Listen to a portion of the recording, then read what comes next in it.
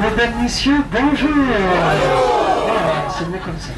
Alors le pont de Savigny-le-Lac, il a été construit selon un brevet français qui est mondialement connu, c'est la méthode du béton pré-contraint.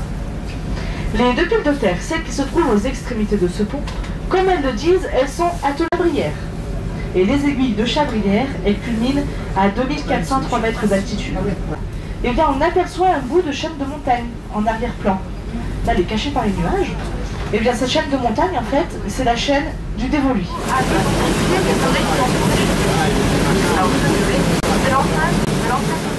Auquel il faut ajouter 9 km avec la vallée de l'Ubaye qui s'enfonce sur votre gauche. Le lac de Serponçon a donc une longueur totale de 29 km. Et quand on le regarde sur une carte, ce lac, il a la forme d'un croissant de lune. La largeur moyenne du lac de Serponçon avec ses baies et ses affluents est de 2 km. Sa superficie totale lorsqu'il est en pleine eau est de 2800 hectares. Et nous avons même 300 hectares de plus que le lac d'Annecy, mais le lac d'Annecy, lui, est un lac qui est complètement naturel.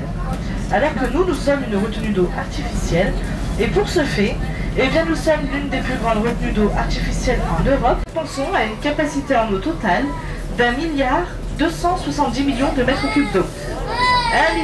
1,270 milliard de mètres cubes d'eau.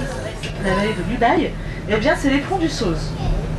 Et en face de cet éperon, on peut apercevoir les toits d'un petit village qui s'accroche sur la montagne. Et bien, ce village, c'est le village de la Bréole. Alors, il faut savoir que le lac de Serponçon baigne à la fois deux départements.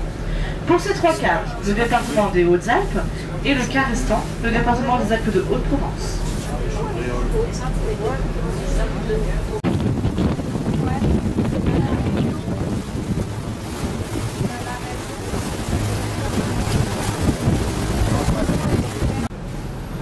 Alors on voit beaucoup mieux les patins stabilisateurs. Et lorsqu'on va passer sous le pont, vous pouvez remarquer que le tablier est totalement creux et on aperçoit une partie de la câblerie sur la partie droite.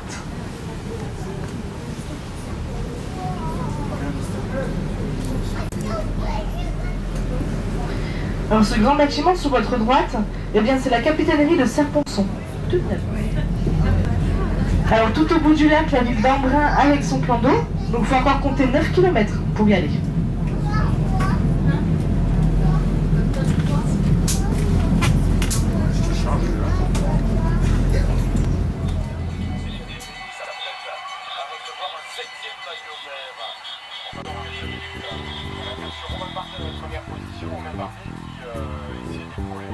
Oliver Lassen, parce que c'est pas